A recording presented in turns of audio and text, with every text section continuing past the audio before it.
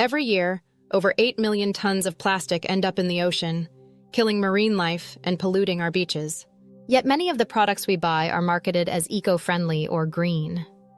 But how can that be when they're still contributing to such massive harm? In fact, a report by the World Economic Forum showed that only 9% of plastic ever produced has actually been recycled. So what's going on here? The truth is, eco-friendly marketing is often more about clever advertising than actual environmental benefits. Companies use green labels to make us feel good about our purchases. But are these products really as green as they claim to be? In this video, we'll dig into the problem behind these so-called eco-friendly products.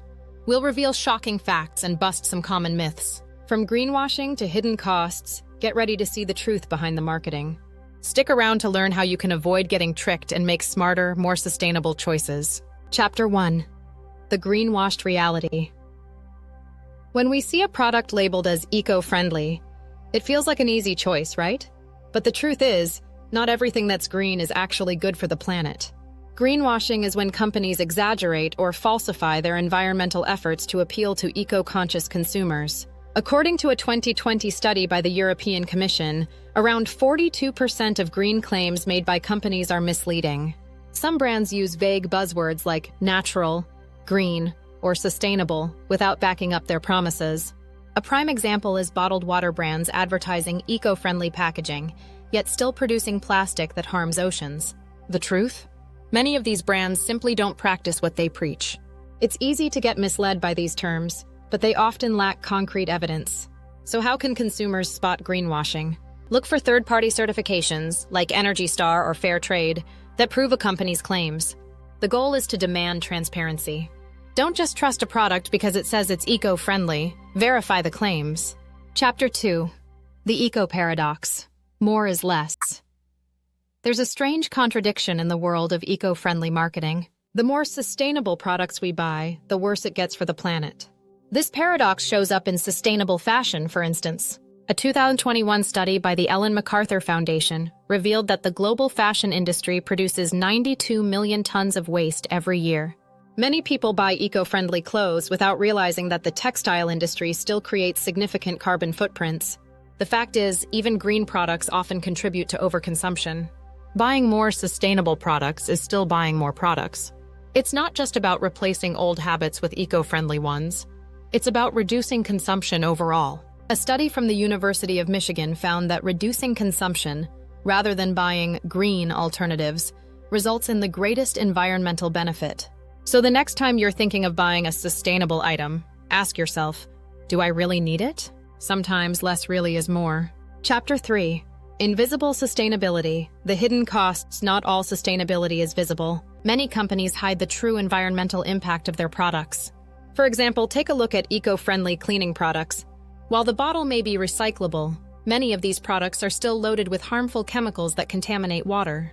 In fact, a report from the Environmental Working Group found that 53% of cleaning products contain ingredients that are linked to health problems. Companies often focus on marketing the product's packaging without addressing the entire life cycle. The environmental cost of production, transportation, and disposal often gets ignored. A product might be biodegradable, but the process of producing it could still be toxic.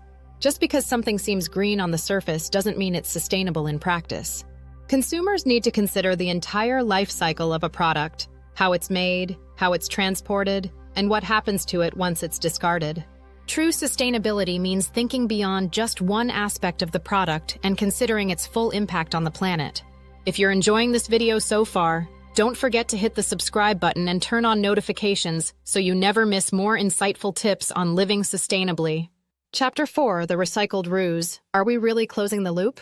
Recycling is often seen as a key to sustainability, but the truth is, many recycling claims are misleading. Products made from recycled materials are marketed as eco-friendly, but how much of that material is actually recycled? According to a 2020 report by the World Economic Forum, only about 9% of plastic ever produced has been recycled. Even products labeled as made from recycled plastic often only contain a small percentage of actual recycled material. The recycling system itself is flawed, with only a fraction of materials being properly recycled due to contamination and lack of infrastructure. A recycled product can still have a huge carbon footprint if the system isn't functioning properly. Consumers need to be more mindful of how products are being recycled, and if the cycle is really being closed.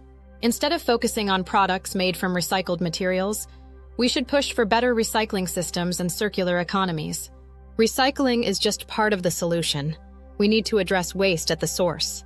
Chapter 5: Carbon Footprint. Fashion. The cost of sustainable trends. Sustainability in fashion is a growing trend, but it's not as green as it seems. In fact, the fast fashion industry still has a massive carbon footprint, even when brands claim to be sustainable. A report by the UN Environment Program found that the fashion industry is responsible for 10% of global carbon emissions. Brands like H&M and Zara have launched sustainable clothing lines, but they still encourage consumers to buy frequently and discard quickly. The environmental cost of producing these garments often outweighs the benefits. Even organic cotton, touted as eco-friendly, can still require vast amounts of water and pesticides in some regions. The key here isn't just to buy sustainable clothes, it's to buy fewer clothes and choose durable, timeless pieces. Instead of rushing to buy into the next fashion trend, focus on longevity and quality. True sustainability in fashion lies in buying less, but better. If we can shift away from disposable fashion and focus on longevity, we'll make a bigger impact.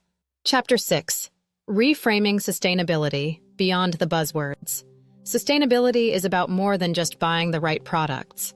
It's about adopting a mindset and lifestyle that prioritize the planet at every turn. Many companies use buzzwords like green or eco-friendly to attract consumers, but true sustainability requires more than just a label. It's about reducing waste, conserving resources, and making conscious choices every day. A 2020 survey by Nielsen found that 73% of global consumers said they would change their consumption habits to reduce their environmental impact. That means there's a growing demand for real systemic change.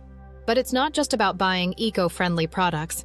It's about reducing overall consumption and embracing a sustainable lifestyle. This might include choosing secondhand items, using energy-efficient appliances, or reducing food waste. Sustainability starts at home, and it's up to us to make it part of our everyday choices. Instead of focusing on labels and trends, we need to focus on actions that truly make a difference. The next time you're shopping, think about how you can reduce, reuse, and rethink the way you consume. Sustainable living isn't about perfection, it's about progress. If you want more tips and insights like this, don't forget to subscribe and click the bell for updates on how to live more sustainably every day. Together, we can make a difference.